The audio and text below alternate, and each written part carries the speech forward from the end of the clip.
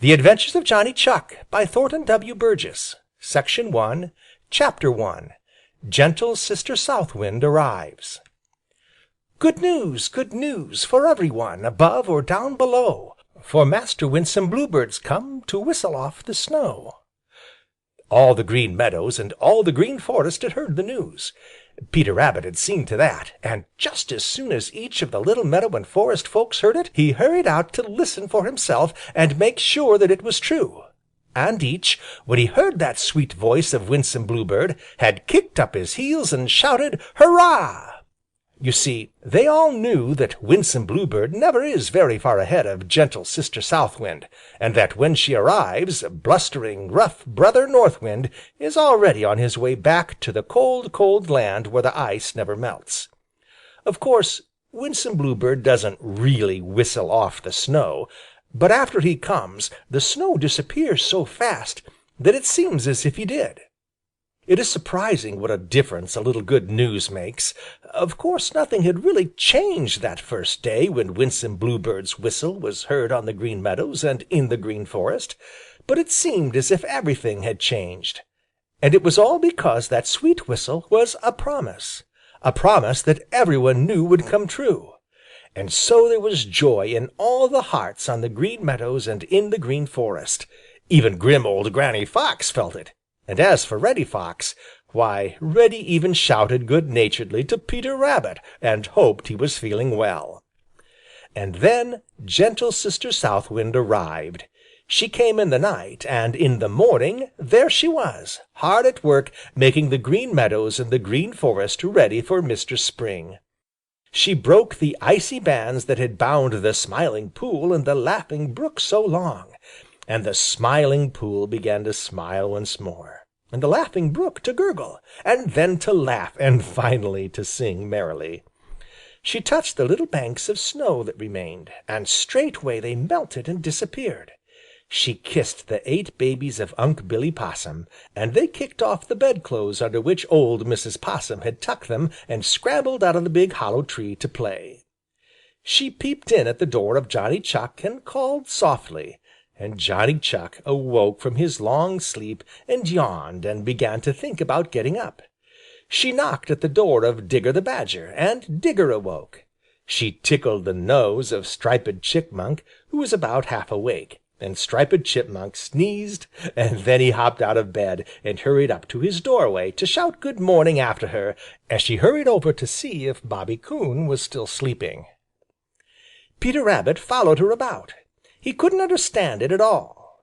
Peter had smiled to himself when he heard how softly she had called at the doorway of Johnny Chuck's house, for many and many a time during the long winter Peter had stopped at Johnny Chuck's house and shouted down the long hall at the top of his voice without once waking Johnny Chuck. Now Peter nearly tumbled over with surprise as he heard Johnny Chuck yawn at the first low call of gentle Sister South Wind. "How does she do it? I don't understand it at all," said Peter, as he scratched his long left ear with his long left hind leg. Gentle Sister South Wind smiled at Peter. "There are a lot of things in this world that you will never understand, Peter Rabbit. You will just have to believe them without understanding them and be content to know that they are so," she said, and hurried over to the Green Forest to tell Unc' Billy Possum that his old friend, Ol' Mistah Buzzard, was on his way up from Old Virginny.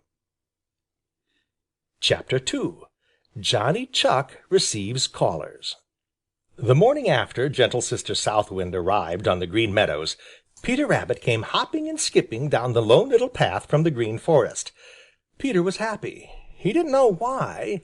He just was happy. It was in the air. Everybody else seemed happy too. Peter had to stop every few minutes just to kick up his heels and try to jump over his own shadow. He had felt just that way ever since gentle Sister South Wind arrived. "I simply have to kick and dance. I cannot help but gaily prance. Somehow I feel it in my toes whenever gentle South Wind blows." So sang Peter Rabbit as he hopped and skipped down the Lone Little Path. Suddenly he stopped right in the middle of the verse. He sat up very straight and stared down at Johnny Chuck's house. Someone was sitting on Johnny Chuck's doorstep.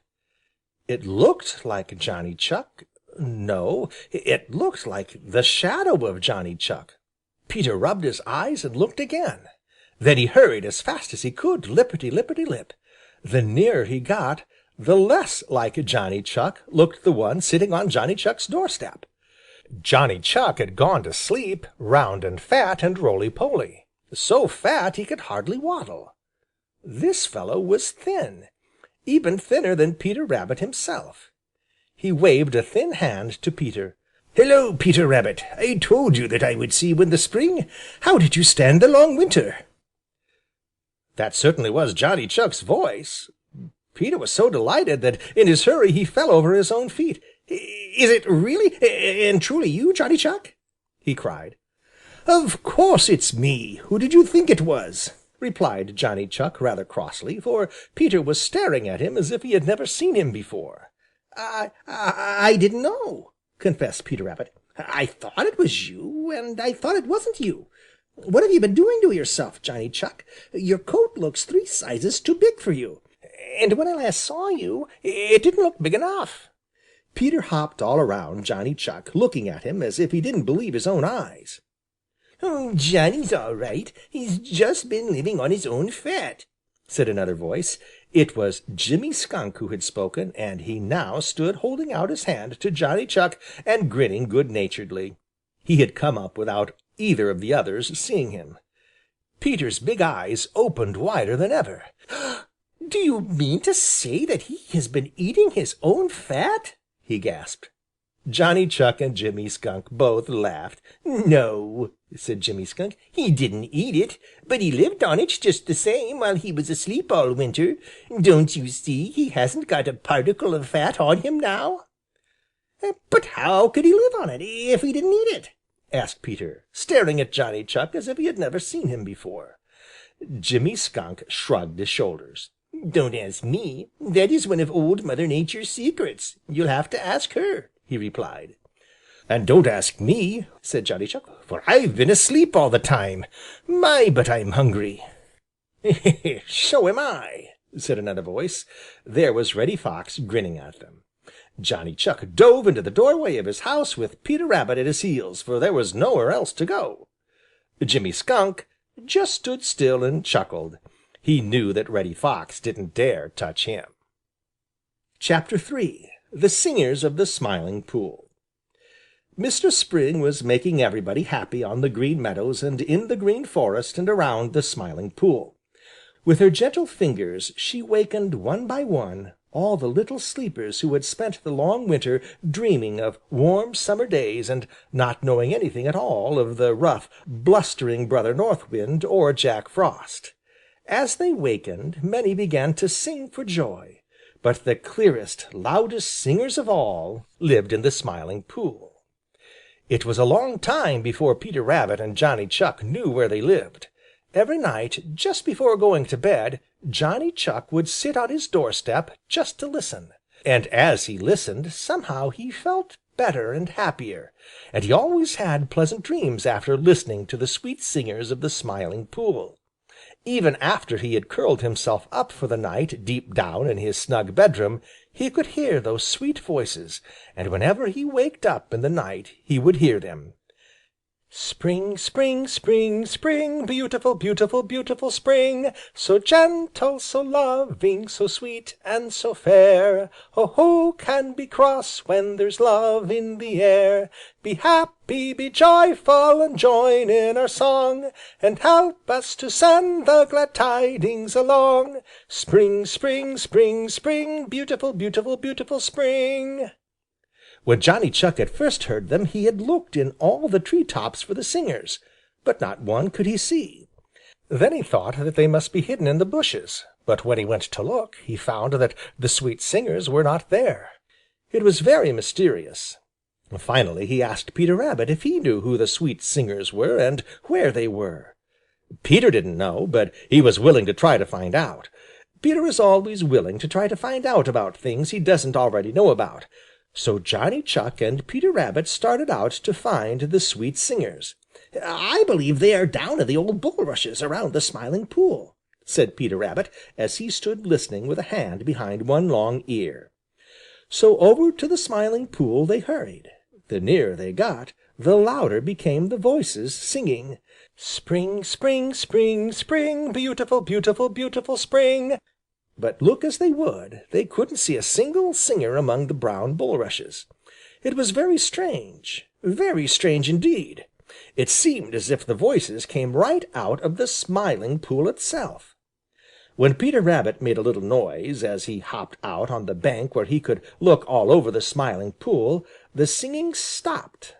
After he had sat perfectly still for a little while, it began again. There was no doubt about it this time. Those voices came right out of the water. Johnny Chuck stared at Peter Rabbit, and Peter stared at Johnny Chuck. Nobody was to be seen in the Smiling Pool, and yet there were those voices, oh, so many of them, coming right out of the water. "How can birds stay under water and still sing?" asked Johnny Chuck. "Ho, ho, ho! Ha, ha, ha!" Peter Rabbit and Johnny Chuck whirled around to find Jerry Muskrat peeping up at them from a hole in the bank almost under their feet. "Ho, ho, ho! That's the best joke this spring!" shouted Jerry Muskrat, and laughed until he had to hold his sides. "Birds under water! Ho, ho, ho!" Chapter 4 Johnny Chuck Finds Out Who the Sweet Singers Are. Johnny Chuck couldn't keep away from the Smiling Pool. No, Sir, Johnny Chuck couldn't keep away from the Smiling Pool. Ever since he and Peter Rabbit had gone over there looking for the sweet singers, who every night and part of the day told all who would listen how glad they were that Mistress Spring had come to the Green Meadows and the Green Forest, Johnny Chuck had had something on his mind, and this is why he couldn't keep away from the Smiling Pool. You see, it was this way. Johnny and Peter had thought that of course the sweet singers were birds. They hadn't dreamed of anything else, so of course they went looking for birds. When they reached the Smiling Pool, the voices came right out of the water. Johnny knew that some birds, like many of the cousins of Mrs. Quack, can stay under water a long time, and so he didn't know but some other birds might. Jerry Muskrat was always watching for Johnny whenever he came to the Smiling Pool, and his eyes would twinkle as he would gravely say, "Hello, Johnny Chuck. Have you seen the birds sing under water yet?" Johnny would smile good-naturedly and reply, "Not yet, Jerry Muskrat. Won't you point them out to me?" Then Jerry would reply, "2 eyes you have, bright as can be. Perhaps some day you'll learn to see." Then Johnny Chuck would sit as still as ever he knew how and watch the Smiling Pool. But not a bird did he see in the water, though the singers were still there. One day a sudden thought popped into his head. Perhaps those singers were not birds at all. Why hadn't he thought of that before? Perhaps it was because he was looking so hard for birds that he hadn't seen anything else. Johnny began to look, not for anything in particular, but to see everything that he could. Almost right away he saw some tiny little dark spots on the water. They didn't look like much of anything. They were so small that he hadn't noticed them before. One of them was quite close to him, and as Johnny Chuck looked at it, it began to look like a tiny nose, and then, why, just then, Johnny was very sure that one of those singing voices came right from that very spot. He was so surprised that he hopped to his feet and excitedly beckoned to Jerry Muskrat. The instant he did that, the voices near him stopped singing, and the little spots in the water disappeared, leaving just the tiniest of little rings. Just such tiny little rings as drops of rain falling on the Smiling Pool would make. And when that tiny spot nearest to him that looked like a tiny nose disappeared, Johnny Chuck caught just a glimpse of a little form under the water. Why, the singers are Grandfather Frog's children!" cried Johnny Chuck. "No, they're not, but they are cousins to them. They are the grandchildren of old Mr. Tree Toad, and they are called Hylas," said Jerry Muskrat, laughing and rubbing his hands in great glee. "I told you that if you used your eyes, you'd learn to see." "My, but they've got voices bigger than they are!" said Johnny Chuck, as he started home across the Green Meadows. "I'm glad I know who the singers of the Smiling Pool are, and I mustn't forget their name. Hylas! What a funny name!" But Farmer Brown's boy, listening to their song that evening, didn't call them Hylas. He said, "Hear the peepers! Spring is surely here!" Section 1. The Adventures of Johnny Chuck, by Thornton W. Burgess. Chapter 5. Johnny Chuck becomes dissatisfied. Johnny Chuck was unhappy. Here it was, the glad springtime, when everybody is supposed to be the very happiest, and Johnny Chuck was unhappy. Why was he unhappy? Well, he hardly knew himself. He had slept comfortably all the long winter. He had awakened very, very hungry, but now he had plenty to eat. All about him the birds were singing or busily at work building new homes, and still Johnny Chuck felt unhappy. It was dreadful to feel this way and not have any good reason for it. One bright morning Johnny Chuck sat on his doorstep watching Drummer the Woodpecker building a new home in the old apple tree. Drummer's red head flew back and forth, and his sharp bill cut out tiny bits of wood. It was slow work.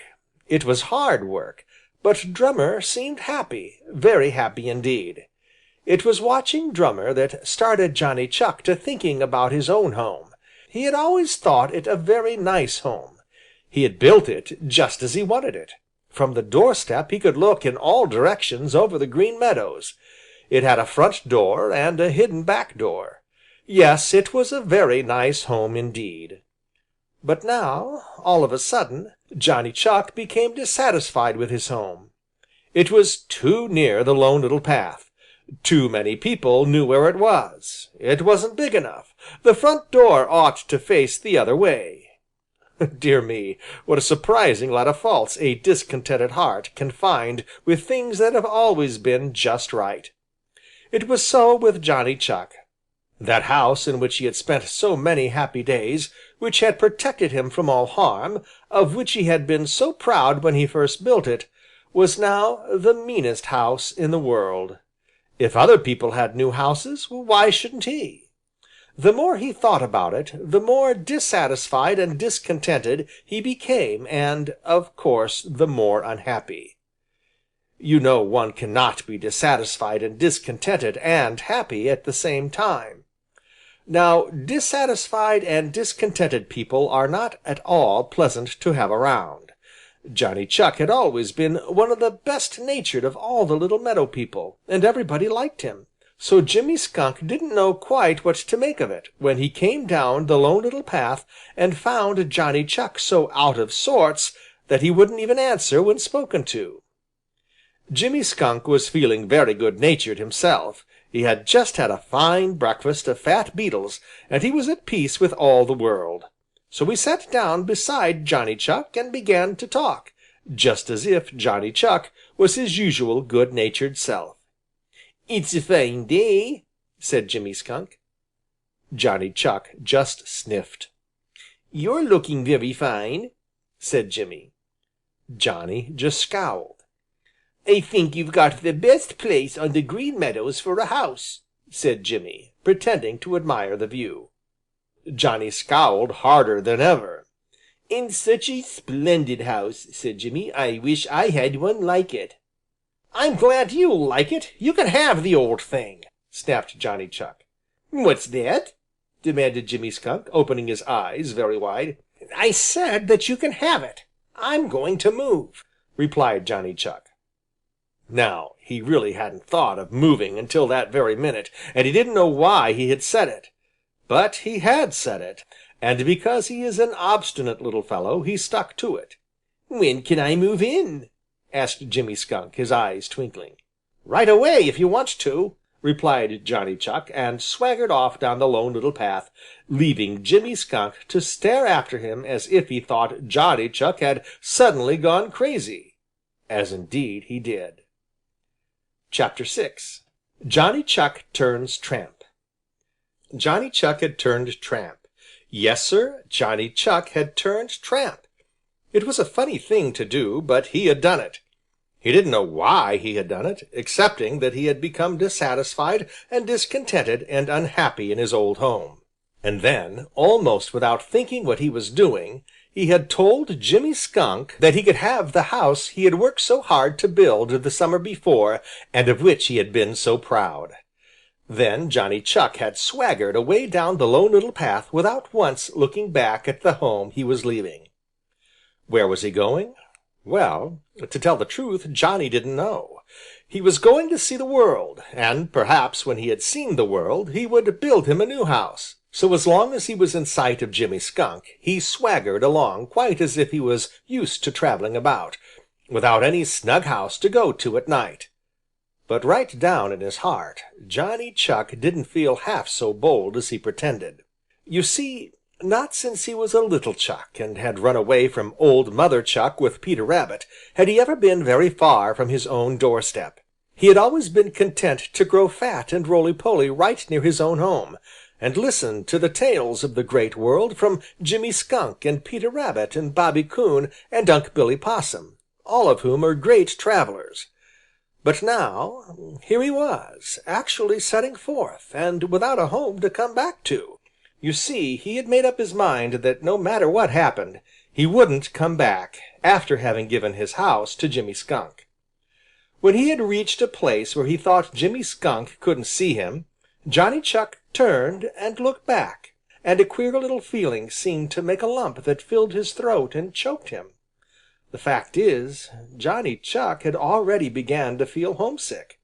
But he swallowed very hard and tried to make himself think that he was having a splendid time.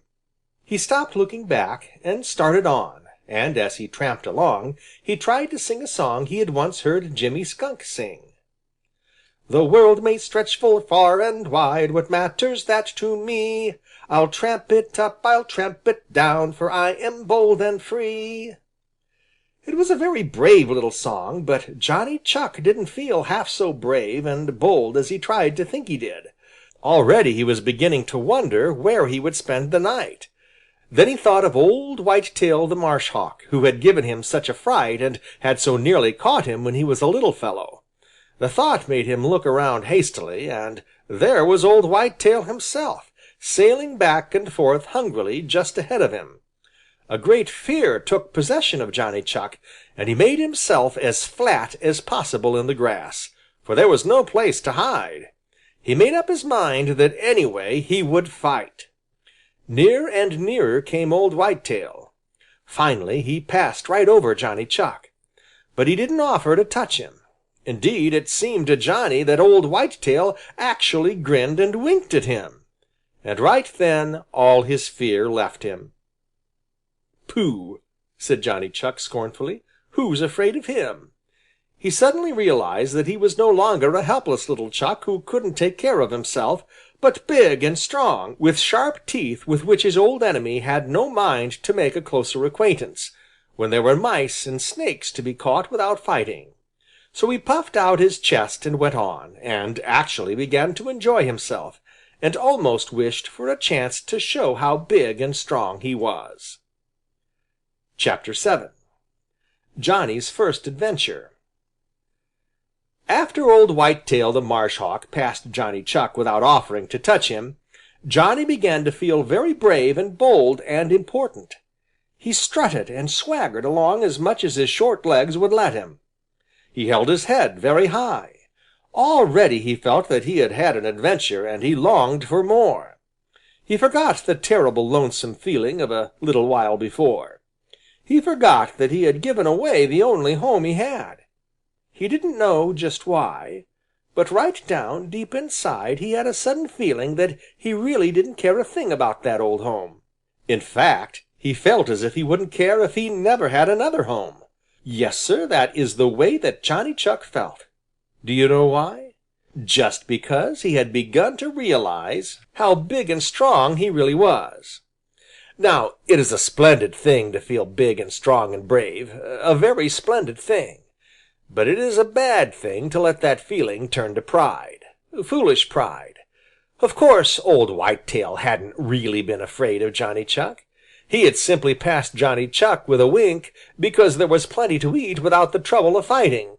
and Whitetail doesn't fight just for the fun of it. But foolish Johnny Chuck really thought that old Whitetail was afraid of him. The more he thought about it, the more tickled he felt and the more puffed up he felt. He began to talk to himself and to brag. Yes, Sir, Johnny Chuck began to brag. "I'm not afraid of any one. They're all afraid of me. I only have to show my teeth to make them turn and flee." "Pooh!" said a voice. "Pooh! It would take two like you to make me run away." Johnny Chuck gave a startled jump. There was a strange Chuck glaring at him from behind a little bunch of grass. He was a big gray old Chuck whom Johnny never had seen on the Green Meadows before, and he didn't look the least bit afraid. No, Sir, he didn't look the teeniest, weeniest bit afraid. Somehow Johnny Chuck didn't feel half so big and strong and brave as he had a few minutes before. But it wouldn't do to let this stranger know it. Of course not. So, though he felt very small inside, Johnny made all his hair bristle up and tried to look very fierce. "Who are you, and what are you doing on my Green Meadows?" he demanded. "Your Green Meadows! Your Green Meadows! Ho, ho, ho! Your Green Meadows!" The stranger laughed an unpleasant laugh. "How long since you owned the Green Meadows?" "I have just come down onto them from the Old Pasture, and I like the looks of them so well that I think I will stay. So run along, little boaster. There isn't room for both of us here, and the sooner you trot along, the better." The stranger suddenly showed all his teeth and gritted them unpleasantly. Now, when Johnny Chuck heard this, great anger filled his heart. A stranger had ordered him to leave the Green Meadows where he had been born and always lived. He could hardly believe his own ears. He, Johnny Chuck, would show this stranger who was master here. With a squeal of rage, Johnny sprang at the gray old Chuck. Then began such a fight as the Merry Little Breezes of Old Mother West Wind had never seen before. They danced around excitedly and cried, "How dreadful!" and hoped that Johnny Chuck would win, for you know they loved him very much. Over and over the two little fighters rolled, biting and scratching and tearing and growling and snarling. Jolly, round, red Mr. Sun hid his face behind a cloud so as not to see such a dreadful sight. The stranger had been in many fights, and he was very crafty. For a while Johnny felt that he was getting the worst of it, and he began to wonder if he really would have to leave the Green Meadows. The very thought filled him with new rage, and he fought harder than ever. Now the stranger was old and his teeth were worn, while Johnny was young and his teeth were very sharp. After a long, long time, Johnny felt the stranger growing weaker.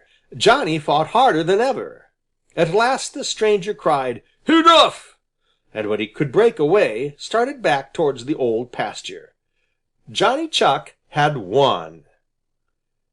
Chapter 8 Johnny Has Another Adventure. Johnny Chuck lay stretched out on the cool, soft grass of the Green Meadows, panting for breath. He was very tired and very sore. His face was scratched and bitten. His clothes were torn, and he smarted dreadfully in a dozen places, but still Johnny Chuck was happy. When he raised his head to look, he could see a gray old Chuck limping off towards the Old Pasture. Once in a while the gray old Chuck would turn his head and show his teeth, but he kept right on towards the Old Pasture. Johnny Chuck smiled. It had been a great fight, and more than once Johnny Chuck had thought that he should have to give up. He thought of this now, and then he thought with shame of how he had bragged and boasted just before the fight. What if he had lost? He resolved that he would never again brag or boast, but he also made up his mind that if any one should pick a quarrel with him, he would show that he wasn't afraid.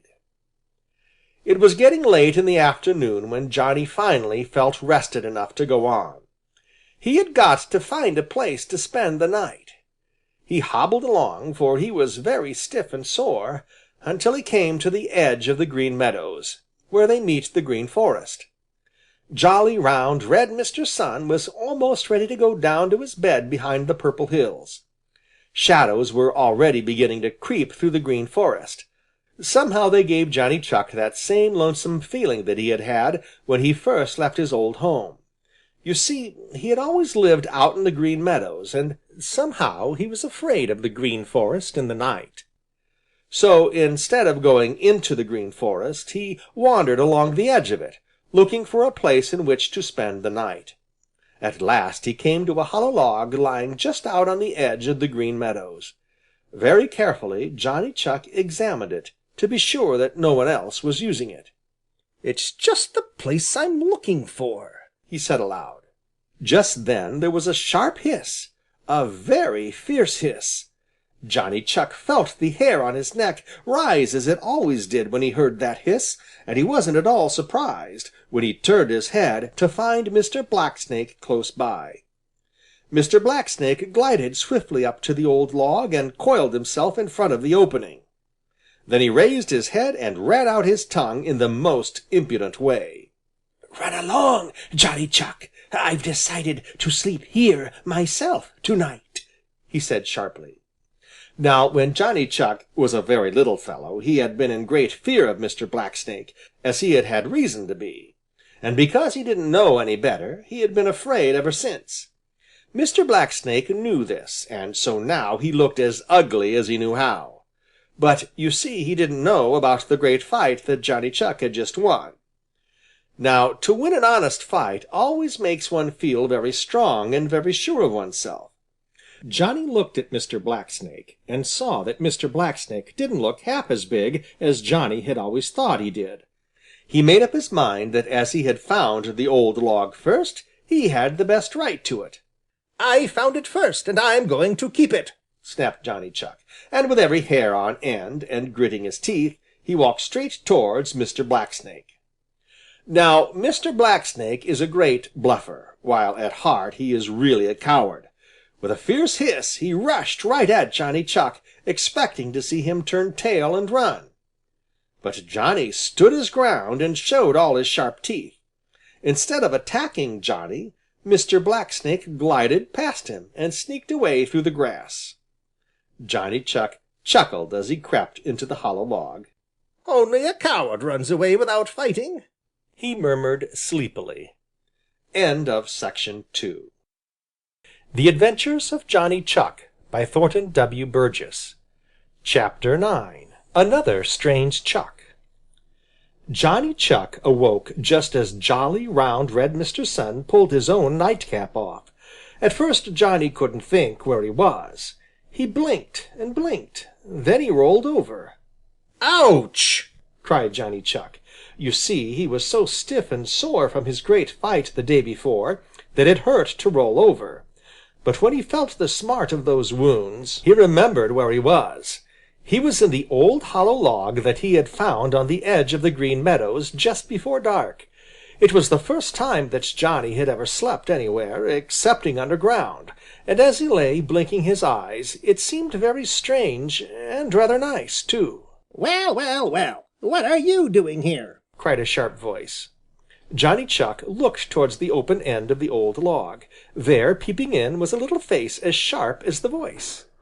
"Hello, Chatterer!" cried Johnny. "I say, what are you doing here?" persisted Chatterer the Red Squirrel, for it was he. "Just waking up," replied Johnny with a grin. "It's time," replied Chatterer. "But that isn't telling me what you were doing so far from home." "I haven't any home," said Johnny, his face growing just a wee bit wistful. "You haven't any home?" Chatterer's voice sounded as if he didn't think he had heard aright. "What have you done with it?" "Given it to Jimmy Skunk," replied Johnny Chuck. Now Chatterer never gives anything to anybody, and how any one could give away his home was more than he could understand. He stared at Johnny as if he thought Johnny had gone crazy. Finally he found his tongue. "I don't believe it," he snapped. "If Jimmy Skunk has got your old home, it's because he put you out of it." No such thing. I'd like to see Jimmy Skunk or anybody else put me out of my home." Johnny Chuck spoke scornfully. "I gave it to him because I didn't want it any longer. I'm going to see the world, and then I'm going to build me a new home. Everybody else seems to be building new homes this spring. Why shouldn't I?" "I'm not," retorted Chatterer. "I know enough to know when I am well off. Who has a discontented heart is sure to play a sorry part. Johnny Chuck crawled out of the old log and stretched himself somewhat painfully. That may be, but there are different kinds of discontent. Who never looks for better things will live his life in little rings. Well, I must be moving along if I am to see the world." So Johnny Chuck bade Chatterer good-bye and started on. It was very delightful to wander over the Green Meadows on such a beautiful spring morning. The violets and the windflowers nodded to him, and the dandelions smiled up at him. Johnny almost forgot his torn clothes and the bites and scratches of his great fight with the gray old Chuck the day before. It was fun to just go where he pleased and not have a care in the world. He was thinking of this as he sat up to look over the Green Meadows. His heart gave a great throb. What was that over near the lone elm tree? It was? Yes, it certainly was another Chuck. Could it be the old gray Chuck come back for another fight? A great anger filled the heart of Johnny Chuck, and he whistled sharply. The strange Chuck didn't answer. Johnny ground his teeth and started for the lone elm tree. He would show this other Chuck who was master of the Green Meadows. Chapter 10. Why Johnny Chuck Didn't Fight. Anger is an awful thing. It never stops to reason. It boils right over all at once, no matter what the season. It was so with Johnny Chuck. The minute he caught sight of the strange Chuck over by the lone elm tree, anger filled his heart and fairly boiled over, until he was in a terrible rage. Of course it was foolish, very foolish indeed. The strange Chuck hadn't said or done anything to make Johnny Chuck angry, not the least thing in the world, excepting to come down on to the Green Meadows. Now the Green Meadows are very broad, and there is room for many Chucks. It was pure selfishness on the part of Johnny Chuck to want to drive away every other Chuck. But anger never stops to reason. It didn't now. Johnny Chuck hurried as fast as his short legs could take him towards the lone elm tree, and in his mind was just one thought: to drive that strange Chuck off the Green Meadows, and to punish him so that he never, never would dare even think of coming back. So great was Johnny's anger that every hair stood on end, and as he ran he chattered and scolded. "I'll fix him! These are my Green Meadows, and no one else has any business here unless I say so. I'll fix him! I'll fix him!" Then Johnny would grind his teeth, and in his eyes was the ugliest look.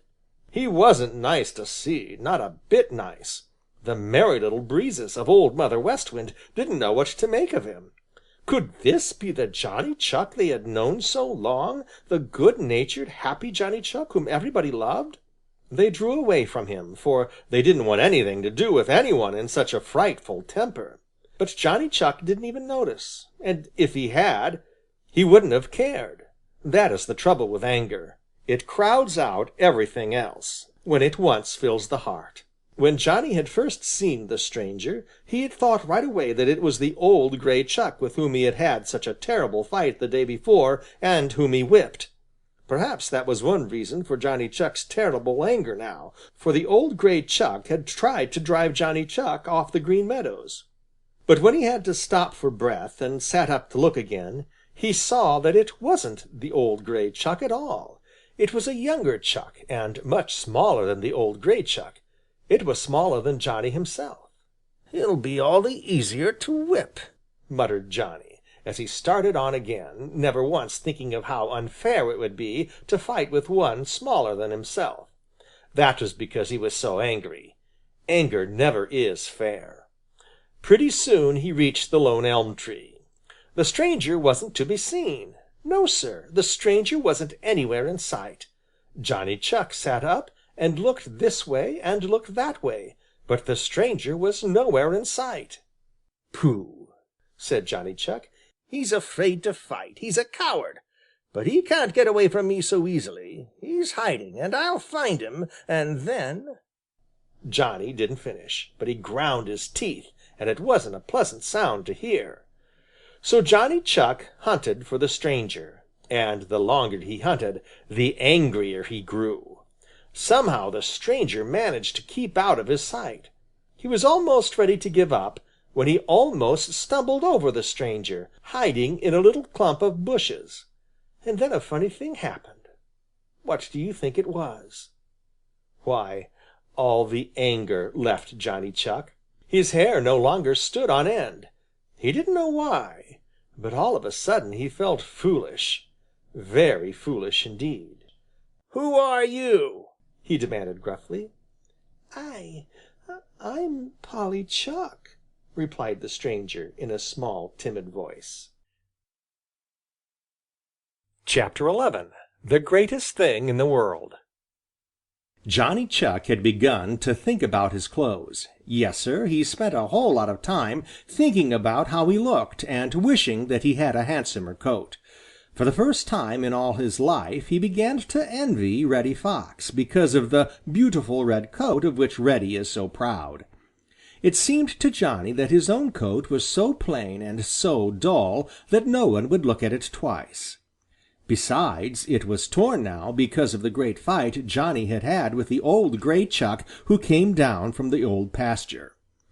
Johnny smoothed it down and brushed it carefully, and tried to make himself look as spick and span as he knew how. "Oh, dear," he sighed. "I don't see why Old Mother Nature didn't give me as handsome a coat as she did Reddy Fox. And there are Jimmy Skunk and Happy Jack the Gray Squirrel why, almost everyone has a handsomer coat than I have." Now this wasn't at all like Johnny Chuck. First he had been discontented with his house and had given it to Jimmy Skunk. Now he was discontented with his clothes. What was coming over Johnny Chuck?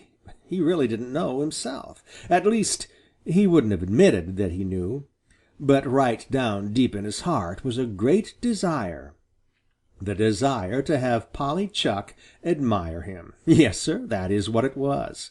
And it seemed to him that she would admire him a great deal more if he wore fine clothes. You see, he hadn't learned yet what Peter Rabbit had learned a long time ago, which is that fine clothes but catch the passing eye. Fine deeds win love from low and high. So Johnny Chuck wished and wished that he had had a handsome suit, but as he didn't, and no amount of wishing would bring him one, he just made the one he did have look as good as he could, and then went in search of Polly Chuck. Sometimes she would not notice him at all. Sometimes he would find her shyly peeping at him from behind a clump of grass. Then Johnny Chuck would try to make himself look very important, and would strut about as if he really did own the Green Meadows. Sometimes she would hide from him, and when he found her, she would run away. Other times she would be just as nice to him as she could be, and they would have a jolly time hunting for sweet clover and other nice things to eat. Then Johnny Chuck's heart would swell until it seemed to him that it would fairly burst with happiness. Instead of wanting to drive Polly Chuck away from the Green Meadows, as he had the old gray Chuck, Johnny began to worry for fear that Polly Chuck might not stay on the Green Meadows. Whenever he thought of that, his heart would sink way, way down, and he would hurry to look for her and make sure that she was still there. When he was beside her, he felt very big and strong and brave and longed for a chance to show her how brave he was. She was such a timid little thing herself that the least little thing frightened her, and Johnny Chuck was glad that this was so, for it gave him a chance to protect her. When he wasn't with her, he spent his time looking for new patches of sweet clover to take her to. At first she wouldn't go without a great deal of coaxing, but after a while he didn't have to coax at all. She seemed to delight to be with him as much as he did to be with her.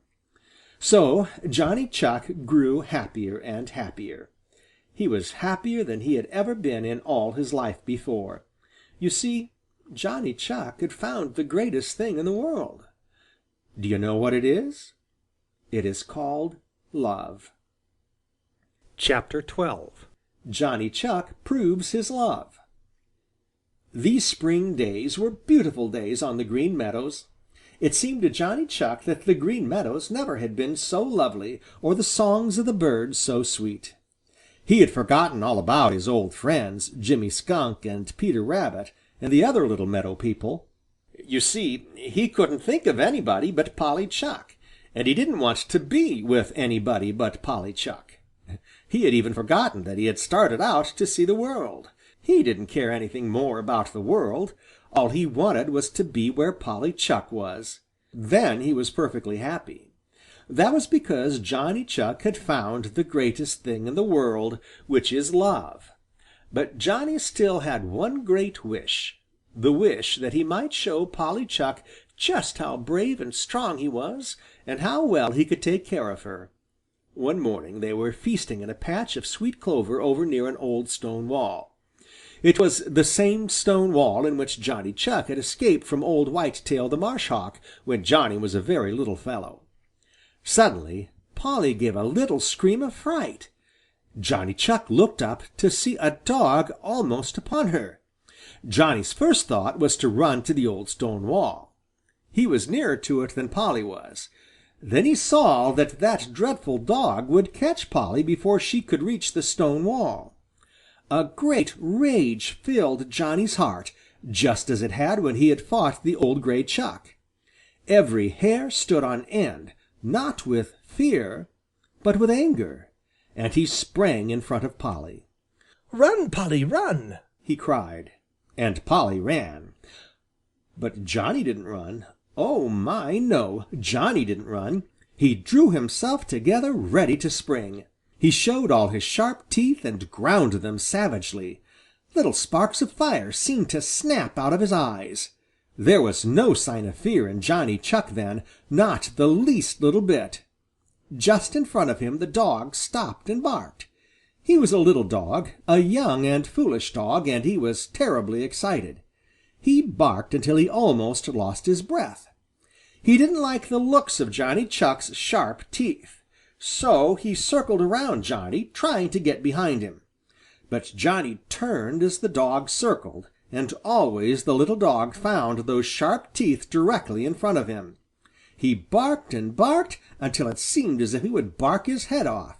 Finally the little dog, who was young and foolish, grew tired of just dancing around and barking. "Pooh!" he said to himself. "He's nothing but a Chuck." Then he stopped barking and sprang straight at Johnny with an ugly growl. Johnny Chuck was ready for him, and he was quicker than the little dog. His sharp teeth closed on one of the little dog's ears, and he held on while with his stout claws he scratched and tore.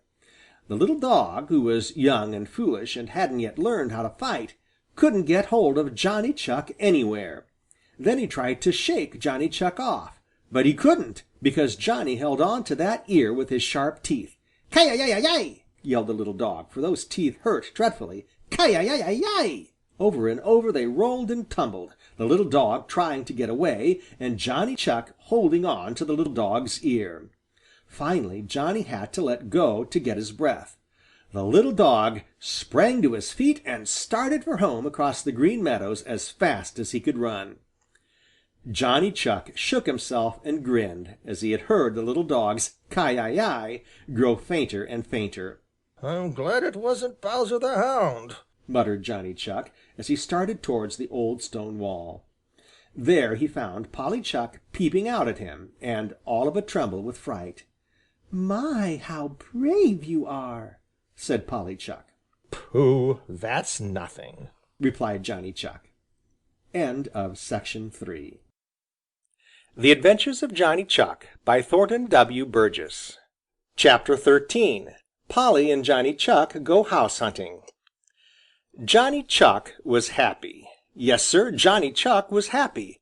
So happy that he felt like doing foolish things. You see, Johnny Chuck loved Polly Chuck, and he knew now that Polly Chuck loved him. He had known it ever since he had fought with the foolish little dog who had dared to frighten Polly Chuck. After the fight was over, and the little dog had been sent home ki-yi-yiing, Polly Chuck had crept out of the old stone wall where she had been hiding, and snuggled up beside Johnny Chuck and looked at him as if she thought him the most wonderful Chuck in all the world, as indeed she did. And Johnny had felt his heart swell and swell with happiness until it almost choked him. So now once more Johnny Chuck began to think of a new home. He had forgotten all about seeing the world. All he wanted now was a new house, built just so, with a front door and a hidden back door, and big enough for two, for no more would Johnny Chuck live alone.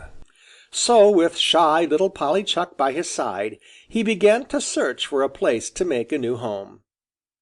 The more he thought about it, the more Johnny wanted to build his house over by the lone elm tree where he had first seen Polly Chuck. It was a splendid place. From it you could see a great way in every direction. It would be shady on hot summer days. It was near a great big patch of sweet clover. It seemed to Johnny Chuck that it was the best place on all the Green Meadows. He whispered as much to Polly Chuck. She turned up her nose. "It's too low," said she. "Oh," replied Johnny, and looked puzzled, for really it was one of the highest places on the Green Meadows. "Yes," said Polly in a brisk, decided way. "it's altogether too low. Probably it is wet." "Oh," said Johnny once more. Of course he knew that it wasn't wet, but if Polly didn't want to live there, he wouldn't say a word. Of course not. "Now there's a place right over there," continued Polly. "I think we'll build our house right there." Johnny opened his mouth to say something, but he closed it again without speaking and meekly trotted after Polly Chuck to the place she had picked out. It was in a little hollow. Johnny knew before he began to dig that the ground was damp, almost wet. But if Polly wanted to live there, she should, and Johnny began to dig. By and by he stopped to rest. Where was Polly? He looked this way and that way anxiously. Just as he was getting ready to go hunt for her, she came hurrying back. "I found a perfectly lovely place for our new home," she cried. Johnny looked ruefully at the hole he had worked so hard to dig. Then he brushed the dirt from his clothes and followed her. This time Johnny had no fault to find with the ground. It was high and dry. But Polly had chosen a spot close to a road that wound down across the Green Meadows. Johnny shook his head doubtfully, but he began to dig. This time, however, he kept one eye on Polly Chuck, and the minute he found that she was wandering off, he stopped digging and chuckled as he watched her. It wasn't long before back she came in great excitement. She had found a better place. So they wandered over the Green Meadows, Polly leading the way. Johnny had learned by this time to waste no time digging, and he had made up his mind to one thing. What do you think it was? It was this. He would follow Polly until she found a place to suit him, but when she did find such a place, she wouldn't have a chance to change her mind again. Chapter 14. A New Home at Last. Home, no matter where it be, or it be big or small, is just the one place in the world that dearest is of all. Johnny Chuck was thinking of this as he worked with might and main. It was a new house that he was building, but already he felt that it was home, and every time he thought of it he felt a queer little tugging at his heart.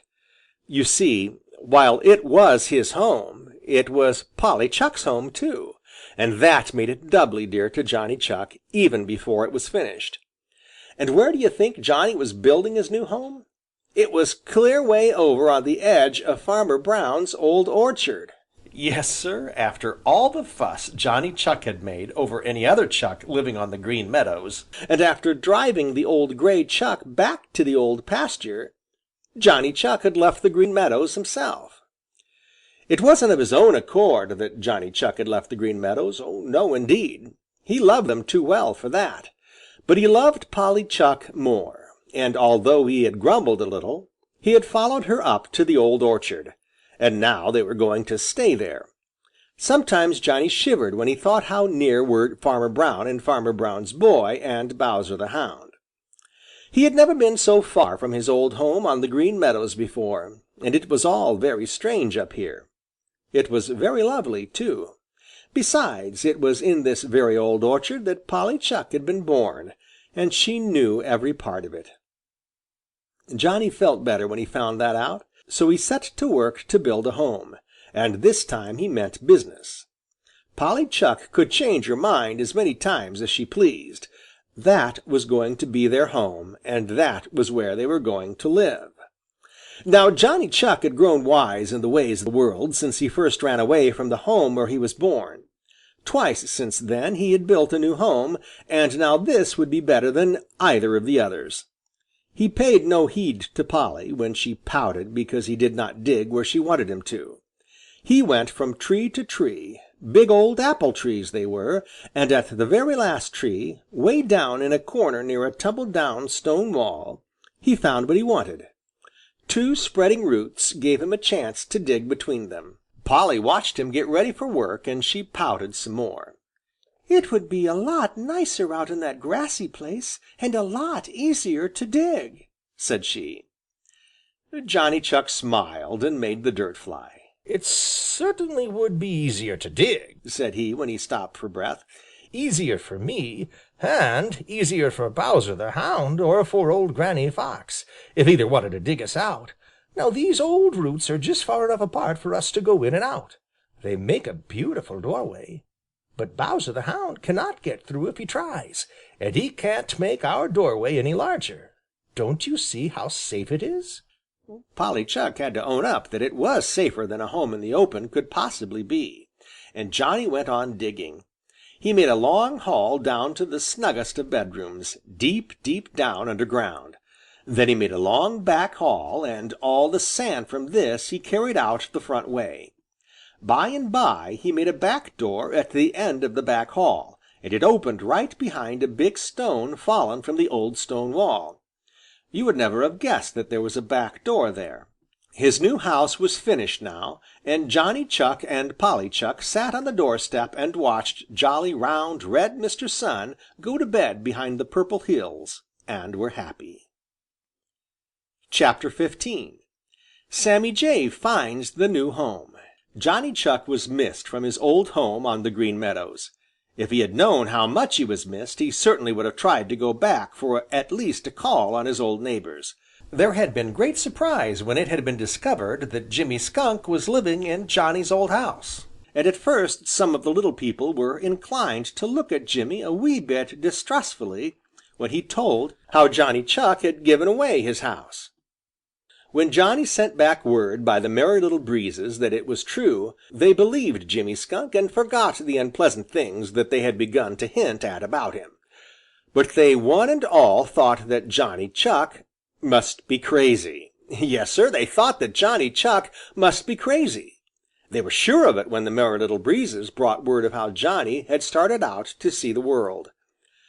But everybody was so busy about their own affairs in the beautiful bright springtime that they couldn't spend much time wondering about Johnny Chuck.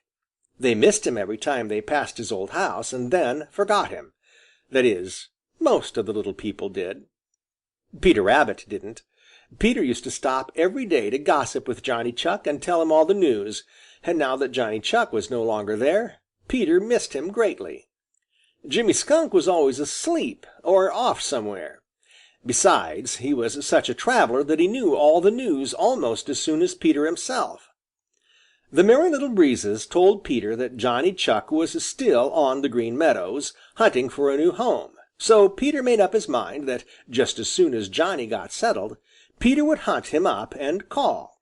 You see, he never dreamed that Johnny would leave the Green Meadows, and he thought that of course the Merry Little Breezes would tell him just where Johnny Chuck's new house was, whenever it was built.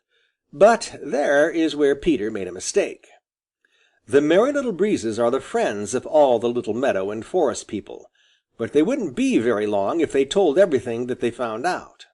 Their merry tongues they guard full well, and things they shouldn't never tell, for long ago they learned the way to keep a secret night and day. And so when they found Johnny Chuck's new house in the corner of Farmer Brown's old orchard, they promised Johnny that they wouldn't tell anybody, and they didn't. So it was a long time before anyone else found out what had become of Johnny Chuck, for no one thought of looking in the corner of the old orchard.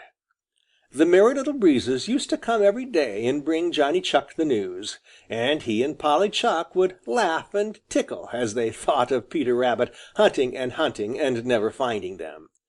Then one morning, as Johnny Chuck sat on his doorstep, half dozing in the sun with his heart filled with contentment, He had happened to look up straight into two sharp eyes peering down at him from among the leaves of the apple tree under which he had built his house. He knew those eyes. They were such sharp eyes that they were unpleasant. He didn't even have to look for the blue and white coat of the owner to know who had found his snug home. But he pretended to keep right on dozing, and pretty soon the owner of the eyes disappeared without making a sound. "Oh, dear," sighed Johnny Chuck. "Now the whole world will know where we live, for that was Sammy Jay." Then his face brightened as he added, "Anyway, he didn't see Polly Chuck, and he doesn't know anything about her, so I'll keep twice as sharp a watch as before." Chapter 16 Sammy Jay Plans Mischief Mischief may not mean to be really truly bad, but somehow it seems to make other people sad. Does a mean unpleasant thing and tries to think it fun. Then at last it runs away when trouble has begun. Of all the little people who live in the Green Forest and on the Green Meadows, none is more mischievous than Sammy Jay. It seems sometimes as if there was more mischief under that pert little cap Sammy Jay wears than in the heads of all the other little meadow and forest people put together. When he isn't actually in mischief, Sammy Jay is planning mischief. You see, it has grown to be a habit with Sammy Jay. And habits, especially bad habits, have a way of growing and growing. Now Sammy Jay had no quarrel with Johnny Chuck. Oh, my, no! He would have told you that he liked Johnny Chuck. Everybody likes Johnny Chuck.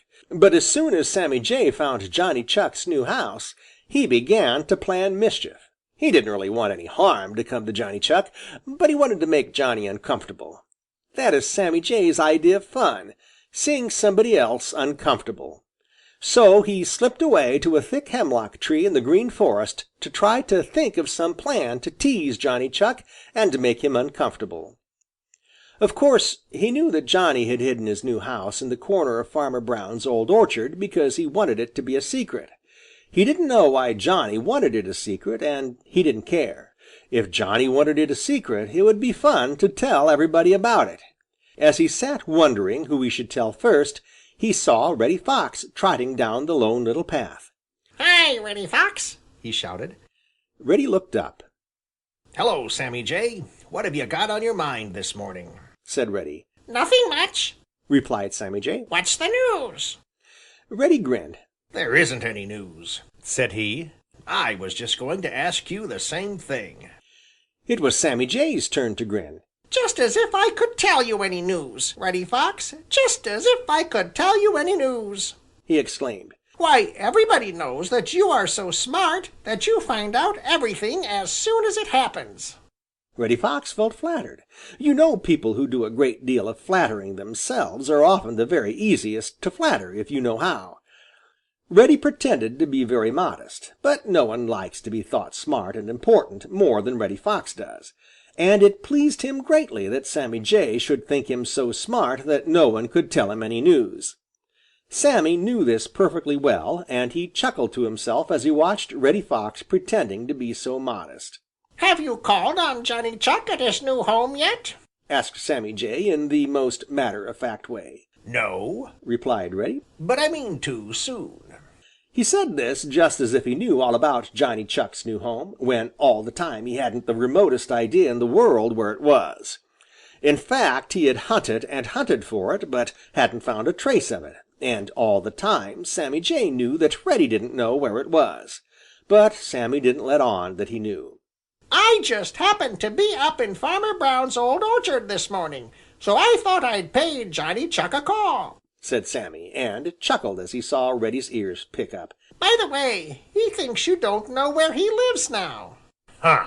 said Reddy Fox. "As if Johnny Chuck could fool me! Well, I must be moving along. Goodbye, Sammy Jay."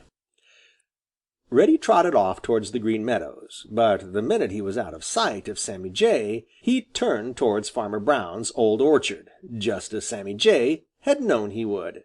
"I guess Johnny Chuck will have a visitor," chuckled Sammy Jay as he started to look for Jimmy Skunk. End of section 4. The Adventures of Johnny Chuck by Thornton W. Burgess. Chapter 17 More Mischief Mischief's like a snowball sent rolling down a hill. With every turn it bigger grows and bigger, bigger still. Sammy Jay had started mischief by telling Reddy Fox where Johnny Chuck's new house was. If you had asked him, Sammy Jay would have said that he hadn't told. All he had said was that he had happened to be up in Farmer Brown's old orchard, and so had called on Johnny Chuck in his new house. Now Reddy Fox is very sly, oh, very sly. He had pretended to Sammy Jay that he knew all the time where Johnny Chuck was living. When he left Sammy Jay, he had started in the direction of the Green Meadows, just as if he had no thought of going over to Farmer Brown's old orchard. But Sammy Jay is just as sly as Reddy Fox. He wasn't fooled for 1 minute, no, not one little minute. He chuckled to himself as he started to look for Jimmy Skunk. Then he changed his mind. "I think I'll go up to the old orchard myself," said Sammy Jay, and away he flew. He got there first and hid in the top of a big apple tree where he could see all that went on. It wasn't long before he saw Reddy Fox steal out from the Green Forest and over to the old orchard. Reddy was nervous, very nervous. You see, it was broad daylight, and the old orchard was very near Farmer Brown's house. Reddy knew that he ought to have waited until night, but he knew then that Johnny Chuck would be fast asleep. Now, perhaps, Johnny Chuck, thinking that no one knew where he lived, would not be on watch, and he might be able to catch Johnny. So Reddy, with one eye on Farmer Brown's house and one eye on the watch for some sign of Johnny Chuck, stole into the old orchard. Every few steps he would stop and look and listen. At every little noise he would start nervously. Then Sammy Jay would chuckle under his breath. So Reddy Fox crept and tiptoed about through the old orchard. Every minute he grew more nervous, and every minute he grew more disappointed, for he could find no sign of Johnny Chuck's house. He began to think that Sammy Jay had fooled him, and the very thought made him grind his teeth. At last he decided to give it up. He was down in the far corner of the old orchard, close by the old stone wall now, and he got all ready to jump over the old stone wall, when he just happened to look on the other side of the big apple tree he was under. And there was what he was looking for, Johnny Chuck's new house. Johnny Chuck wasn't in sight, but there was the new house, and Johnny must be either inside or not far away. Reddy grinned. It was a sly, wicked, hungry grin. He flattened himself out in the grass behind the big apple tree. "I'll give Johnny Chuck the surprise of his life," muttered Reddy Fox under his breath. Now Sammy Jay had been watching all this time. He knew that Johnny Chuck was safely inside his house, for Johnny had seen Reddy when he first came into the old orchard. And Sammy knew that Johnny Chuck knew that when Reddy found that new house, he would hide just as he had done. "Johnny Chuck won't come out again today, and there won't be any excitement at all," thought Sammy Jay in disappointment, for he had hoped to see a fight between Reddy Fox and Johnny Chuck. Just then Sammy looked over to Farmer Brown's house, and there was Farmer Brown's boy getting ready to saw wood. The imp of mischief under Sammy's pert cap gave him an idea. He flew over to the old apple tree just over Reddy's head and began to scream at the top of his lungs. Farmer Brown's boy stopped work and looked over towards the old orchard. "When a jay screams like that, there is usually a fox around," he muttered, as he unfastened Bowser the Hound. Chapter 18 Farmer Brown's Boy Makes a Discovery Reddy Fox glared up at Sammy Jay. "What's the matter with you?" snarled Reddy Fox. "Why don't you mind your own affairs instead of making trouble for other people?" You see, Reddy was afraid that Johnny Chuck would hear Sammy Jay and take warning. "Hello, Reddy Fox! I thought you had gone down to the Green Meadows." And Sammy said this as if he was very much surprised to see Reddy there. He wasn't, for you know he had been watching Reddy hunt for Johnny Chuck's new house. But Reddy had pretended that he was going down to the Green Meadows early that morning, and so now Sammy pretended that he had thought that Reddy really had gone. I changed my mind, he snapped. "What are you screaming so for?" "Just to exercise my lungs so as to be sure that I can scream when I want to," replied Sammy, screaming still louder. "Well, go somewhere else and scream. I want to sleep," said Reddy crossly. Now Sammy Jay knew perfectly well that Reddy Fox had no thought of taking a nap, but was hiding there to try to catch Johnny Chuck. And Sammy knew that Farmer Brown's boy could hear him scream, and that he knew that when Sammy screamed that way it meant there was a fox about.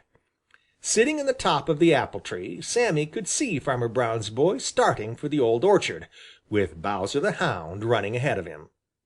Farmer Brown's boy had no gun, so Sammy knew that no harm would come to Reddy, but that Reddy would get a dreadful scare, and that is what Sammy wanted, just out of pure mischief.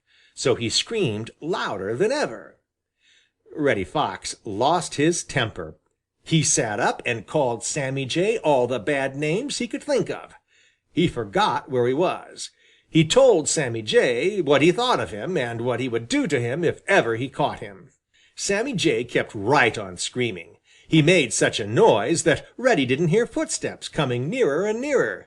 Suddenly there was a great roar right behind him. "Bow, wow, wow! Bow, wow, wow, wow!" Just like that. Reddy was so frightened that he didn't even look to see where he was jumping, and bumped his head against the apple tree. Then he started for the Green Forest, with Bowser the Hound at his heels. Sammy Jay laughed till he lost his breath and nearly tumbled off his perch. Then he flew away, still laughing. He thought it the greatest joke ever. Farmer Brown's boy had followed Bowser the Hound into the Old Orchard. "I wonder what a fox was doing up here in broad daylight," said he, talking to himself. "Perhaps one of my hens has stolen her nest down here, and he has found it. I'll have a look anyway." So he walked on down to the far corner of the Old Orchard, straight to the place from which he had seen Reddy Fox jump. When he got there, of course, he saw Johnny Chuck's new house right away. "Ho!" cried Farmer Brown's boy. "Brer Fox was hunting Chucks. I'll keep my eye on this, and if Mr. Chuck makes any trouble in my garden, I'll know where to catch him." Chapter 19 Johnny Chuck's Pride Ever since Farmer Brown's boy and Reddy Fox had found his new house in the far corner of the Old Orchard, Johnny Chuck had been worried. It was not that he was afraid for himself. Oh, my, no! Johnny Chuck felt perfectly able to take care of himself. But there was Polly Chuck. He was terribly afraid that something might happen to Polly Chuck. You see, she was not big and strong like him, and then Polly Chuck was apt to be careless. So for a while Johnny Chuck worried a great deal. But Reddy Fox didn't come again in daytime. You see, Bowser the Hound had given him such a scare that he didn't dare to. He sometimes came at night and sniffed hungrily at Johnny Chuck's doorway, but Johnny and Polly were safe inside, and this didn't trouble them a bit. And Farmer Brown's boy seemed to have forgotten all about the new house. So, after a while, Johnny Chuck stopped worrying so much. The fact is, Johnny Chuck had something else to think about. He had a secret. Yes, Sir, Johnny Chuck had a secret. Sammy Jay came up to the Old Orchard almost every morning. His sharp eyes were not long in finding out that Johnny Chuck had a secret, but try as he would, he could not find out what that secret was. Whatever it was, it made Johnny Chuck very happy. He would come out on his doorstep and smile and sometimes give a funny little whistle of pure joy. It puzzled Sammy Jay a great deal. He couldn't see why Johnny Chuck should be any happier than he ever was. To be sure, it was a happy time of year. Everybody was happy, for it was springtime, and the Green Forest and the Green Meadows, even the Old Pasture, were very lovely. But somehow Sammy Jay felt sure that it was something more than this, a secret that Johnny Chuck was keeping all to himself, that was making him so happy. But what it was, Sammy Jay couldn't imagine. He spent so much time thinking about it and wondering what it could be, that had actually kept him out of mischief. One morning Johnny Chuck came out looking happier than ever. He chuckled and chuckled as only a happy Chuck can. Then he did foolish things. He kicked up his heels. He rolled over and over in the grass. He whistled. He even tried to sing, which is something no Chuck can do or should ever try to do. Then suddenly he scrambled to his feet, carefully brushed his coat, and tried to look very dignified. He strutted back and forth in front of his doorway, as if he was very proud of something. There was pride in the very way in which he took each step. There was pride in the very way in which he held his head. It was too much for Sammy Jay. What are you so proud about, Johnny Chuck? He demanded in his harsh voice. If I didn't have a better looking coat than you've got, I wouldn't put on airs. You know, Sammy Jay is very proud of his own handsome blue and white coat, and dearly loves to show it off. Oh, it isn't that, said Johnny Chuck. Well, if it is because you think yourself so smart to hide yourself up here in the old orchard, let me tell you that I found you out long ago, and so did Reddy Fox, and Bowser the Hound, and Farmer Brown's boy, sneered Sammy Jay in the most disagreeable way. It isn't that, said Johnny Chuck. Well, what is it then? Snapped Sammy Jay. That's for you to find out, replied Johnny Chuck. There's foolish pride and silly pride and pride of low degree. A better pride is honest pride, and that's the pride for me. And with that, Johnny Chuck disappeared in his new house. Chapter 20. Sammy Jay Understands. It was a beautiful morning. Jolly, round, red Mr. Sun had thrown his bedclothes off very early and started to climb up the sky, smiling his broadest. Old Mother West Wind had swept his path clear of clouds. The Merry Little Breezes, who, you know, are Mother West Wind's children, had danced across the Green Meadows up to the Old Orchard, where they pelted each other with white and pink petals of apple blossoms until the ground was covered. Each apple tree was like a huge bouquet of loveliness. Yes, indeed, it was very beautiful that spring morning. Sammy Jay had gotten up almost as early as Mr. Sun and Old Mother West Wind. As soon as he had swallowed his breakfast, he flew up to the Old Orchard and hid among the white and pink apple blossoms to watch for Johnny Chuck. You see, he knew that Johnny Chuck had some sort of a secret which filled Johnny with very great pride.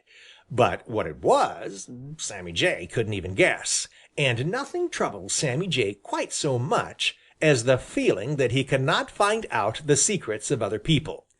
So he sat very, very still among the apple blossoms and waited and watched. By and by Johnny Chuck appeared on his doorstep. He seemed very much excited, did Johnny Chuck. He sat up very straight and looked this way and looked that way. He looked up in the apple trees, and Sammy Jay held his breath for fear that Johnny would see him. But Sammy was so well hidden that, bright as Johnny Chuck's eyes are, they failed to see him. Then Johnny Chuck actually climbed up on the old stone wall so as to see better, and he sat there a long time, looking and looking. Sammy Jay grew impatient. He seems to be terribly watchful this morning. I never knew him to be so watchful before. I don't understand it, muttered Sammy to himself. After a while, Johnny Chuck seemed quite satisfied that there was no one about. He hopped down from the old stone wall and scampered over to the doorway of his new house, and there he began to chatter. Sammy Jay stretched his neck until it ached trying to hear what Johnny Chuck was saying, but he couldn't because Johnny's head was inside his doorway. Pretty soon Johnny Chuck backed out and sat up, and he looked very proud and important. Then Sammy Jay saw something that nearly took his breath away. It was the head of Polly Chuck peeping out of the doorway. It was the first time that he had seen Polly Chuck. Why, gasped Sammy Jay, it must be that Johnny Chuck has a mate, and I didn't know a thing about it. So that's his secret and the reason he has appeared so proud lately. Polly Chuck came out on the doorstep. She looked just as proud as Johnny Chuck, and at the same time she seemed terribly anxious. She sat up beside Johnny Chuck, and she looked this way and that way, just as Johnny had. Then she put her head in at the doorway and began to call in the softest voice. In a minute Sammy Jay saw something more. It surprised him so that he nearly lost his balance. It was another head peeping out of the doorway, a head just like Johnny Chuck's, only it was a teeny-weeny one. Then there was another and another. Polly kept talking and talking in the softest voice, while Johnny Chuck swelled himself up until he looked as if he would burst with pride. Sammy Jay understood now why Johnny Chuck had been so proud for the last few days. It was because he had a family. Sammy looked down at the three little Chucks sitting on the doorstep, trying to sit up the way Johnny Chuck sat, and they looked so funny that Sammy forgot himself and laughed right out loud. In a flash the three little Chucks and Polly Chuck had disappeared inside the house, while Johnny Chuck looked up angrily. He knew that his secret was a secret no longer.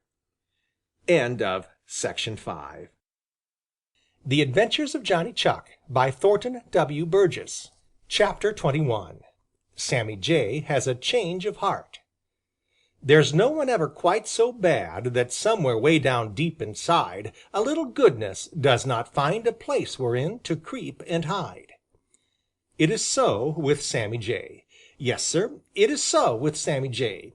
You may think that because Sammy Jay is vain, a troublemaker and a thief, he is all bad. He isn't. There is some good in Sammy Jay, just as there is some good in everybody. If there wasn't, Old Mother Nature never would allow Sammy Jay to go his mischievous way through the Green Forest. He dearly loves to get other people into all kinds of trouble, and this is one reason why nobody loves him. But if you watch out sharp enough, you will find that hidden under that beautiful blue and white coat of his, there really is some good. You may have to look a long time for it, but sooner or later you will find it. Johnny Chuck did. Sammy Jay had already made a lot of trouble for Johnny Chuck. You see, he had been the first of the little forest and meadow people to find Johnny Chuck's new house. And then, just to make trouble for Johnny Chuck, he had told Reddy Fox about it, and after that he had called Bowser the Hound and Farmer Brown's boy over to it. Now he had discovered Johnny Chuck's greatest secret, that Johnny had a family. What a chance to make trouble now! Sammy started for the Green Forest as fast as his wings could take him. He would tell Reddy Fox and Redtail the Hawk. They were very fond of young Chucks. It would be great fun to see the fright of Johnny Chuck and his family when Reddy Fox or Redtail the Hawk appeared. Sammy Jay chuckled wickedly as he flew. When he reached the Green Forest and stopped in his favorite hemlock tree to rest, he was still chuckling. But by that time it was a different kind of a chuckle. Yes, sir, it was a different kind of a chuckle. It was a better chuckle to hear. The fact is, Sammy Jay was no longer chuckling over the thought of the trouble he could make. He was laughing at the memory of how funny those three little baby Chucks had looked sitting up on Johnny Chuck's doorstep and trying to do whatever Johnny Chuck did. The more he thought about it, the more he tickled and laughed. Right in the midst of his laughter along came Redtail the Hawk. Sammy Jay opened his mouth to call to Redtail and tell him about Johnny Chuck's secret. Then he closed it again with a snap. "I won't tell him yet," said Sammy to himself, "for he might catch one of those baby chicks, and they are such funny little fellows that would really be too bad. I guess I'll wait a while." And with that, off flew Sammy Jay to hunt for some other mischief. You see, he had had a change of heart. The little goodness way down deep inside had come out of hiding. But of course Johnny Chuck didn't know this, and over in his new house in the far corner of the Old Orchard, he and Polly Chuck were worrying and worrying, for they felt sure that now every one would know their secret, and it wouldn't be safe for the dear little baby Chucks to so much as put their funny little noses outside the door. Chapter 22 Johnny Chuck is kept busy. Johnny Chuck is naturally lazy. You see, Johnny has very simple tastes, and usually he is contented.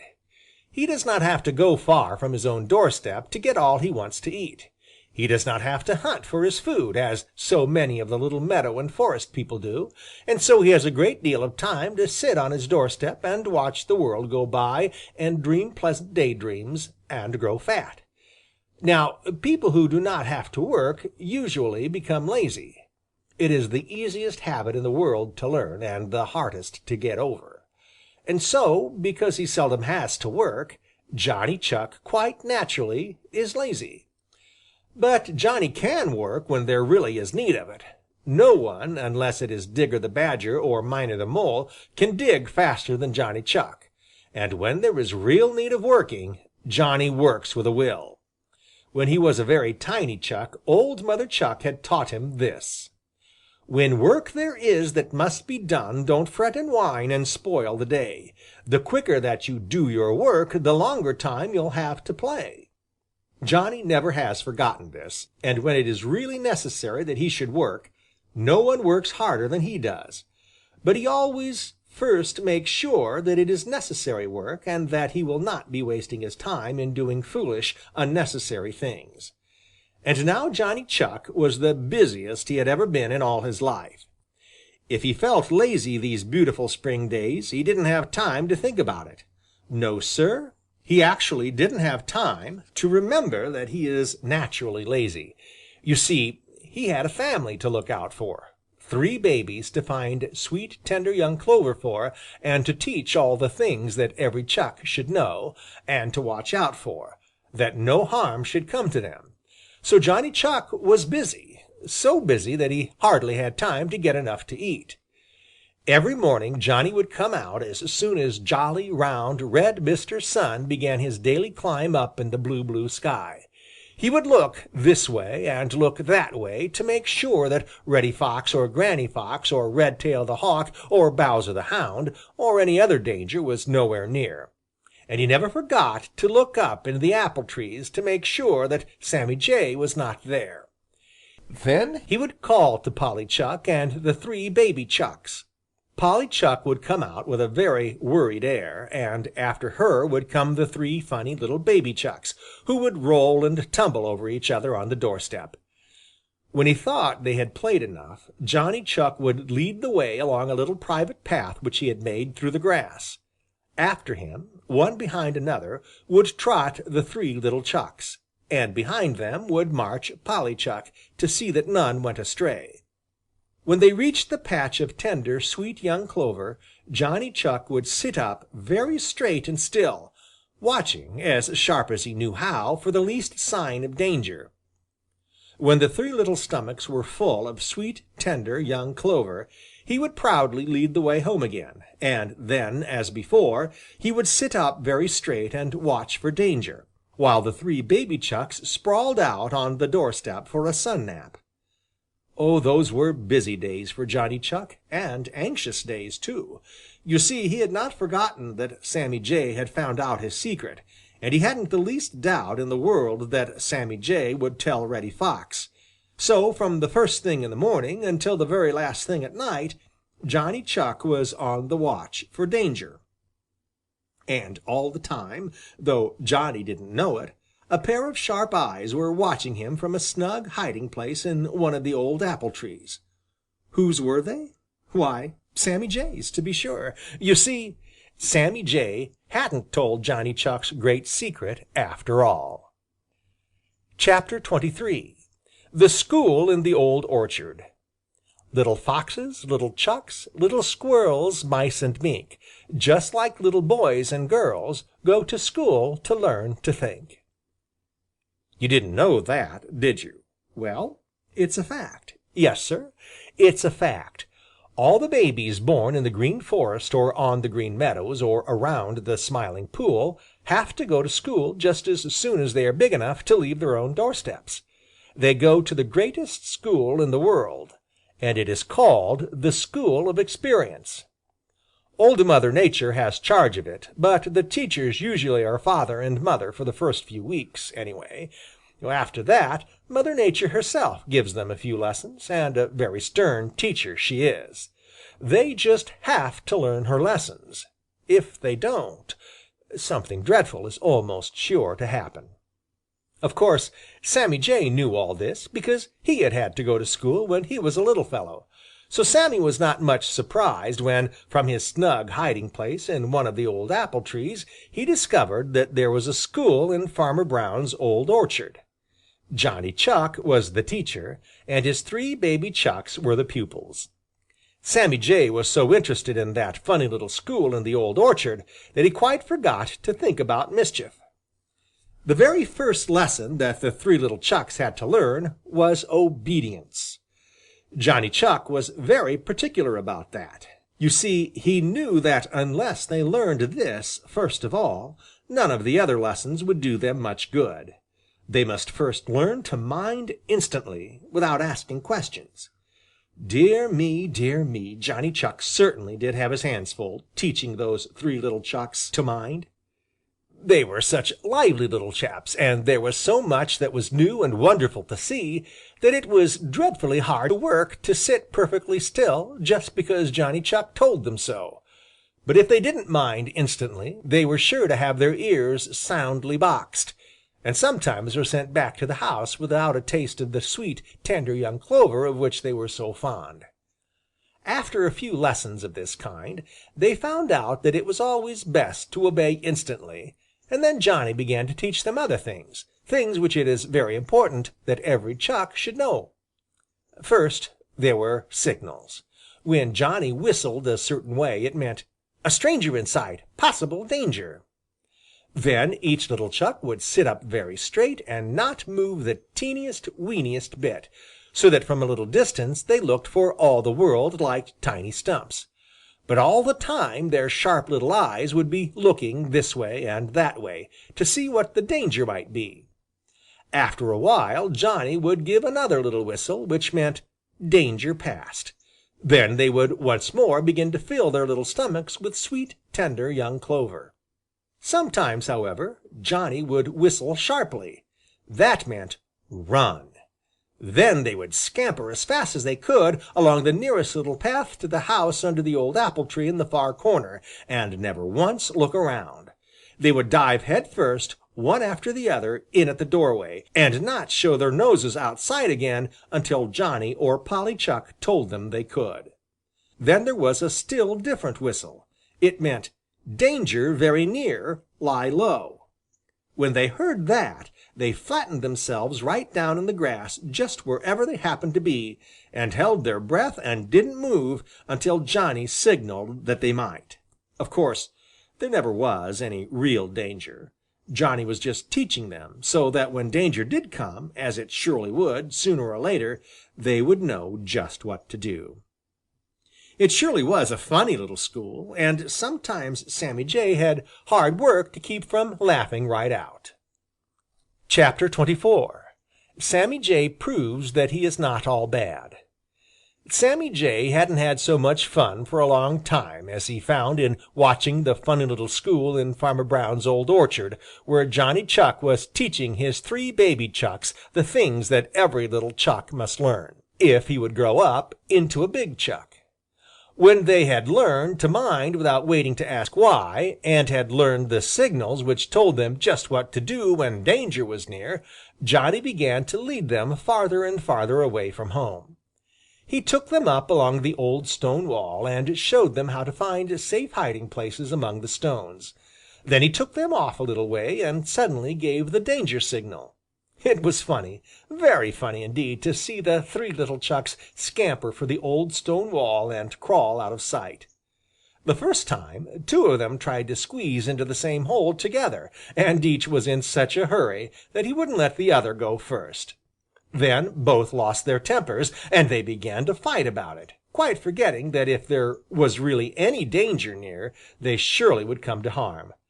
Such a scolding as Johnny Chuck did give those 2 little Chucks! Then he made them try it all over again. Once he found a footprint which Reddy Fox had made in some soft earth during the night, and made each little Chuck smell of it, while he told them all about Reddy and old Granny Fox, and how smart and sly they were, and how very, very fond they were of tender young Chucks for dinner.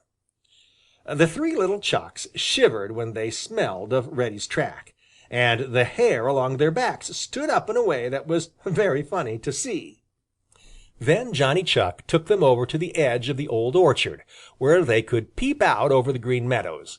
He pointed out old Whitetail the Marsh Hawk sailing back and forth over the meadows, and told them how once, when he was a little Chuck and had run away from home, old Whitetail had nearly caught him. He told them about Farmer Brown's boy, and about Bowser the Hound, and a great many other things that little Chucks should learn about. Now, all the time that Johnny Chuck was teaching these things, he was keeping the sharpest kind of a watch for danger, and there were many times when he would give the danger signal. Then they would all lie flat down in the grass and keep perfectly still, or else scamper as fast as they could along the little paths which Johnny had made, to the safety of the snug home under the old apple tree. But even the most watchful are surprised sometimes. One morning, when Johnny Chuck had led the three little Chucks farther from home than usual, Farmer Brown's boy took it into his head to visit the Old Orchard. Johnny Chuck didn't see him coming. You see, the orchard grass had grown so tall that even when he sat up his very straightest, Johnny could not always see over the top of it. So this morning he failed to see Farmer Brown's boy coming. But Sammy Jay, sitting in his snug hiding place in the top of one of the old apple trees, saw him. At first Sammy Jay's sharp eyes twinkled. There would be some fun now. Perhaps Farmer Brown's boy would catch one of the little Chucks. Sammy Jay could picture to himself the fright of Johnny Chuck with the three little Chucks. He fairly hugged himself in delight, for you know Sammy Jay dearly loves to see other people in trouble. Then he thought of all the fun he had had watching those three little Chucks learn their lessons, and suddenly the thought of anything happening to them made Sammy Jay feel uncomfortable. Almost without stopping to think, he screamed at the top of his lungs. "Run, Johnny Chuck, run! Here comes Farmer Brown's boy!" And Johnny Chuck ran. He didn't wait to ask questions or even to look. He started the three little Chucks ahead of him, and he nipped their heels to make them run faster. And just in time they reached the snug house under the old apple tree in the far corner. Farmer Brown's boy was just in time to see them disappear. He watched Sammy Jay flying over to the Green Forest and screaming, "Thief! Thief!" as he flew. "I wonder now if that Jay warned those Chucks purposely," said he, as he scratched his head thoughtfully. If Peter Rabbit had been there, he could have told him that Sammy Jay did, for he knows all about Sammy Jay and his tricks. But Peter wasn't there. The fact is, Peter was very busy doing the most foolish of all the foolish things he has ever done, trying to change his name. You may read all about it in the Adventures of Peter Cottontail. You see, it takes a whole book to tell about Peter and his doings. End of Section 6. And End of the Adventures of Johnny Chuck by Thornton W. Burgess.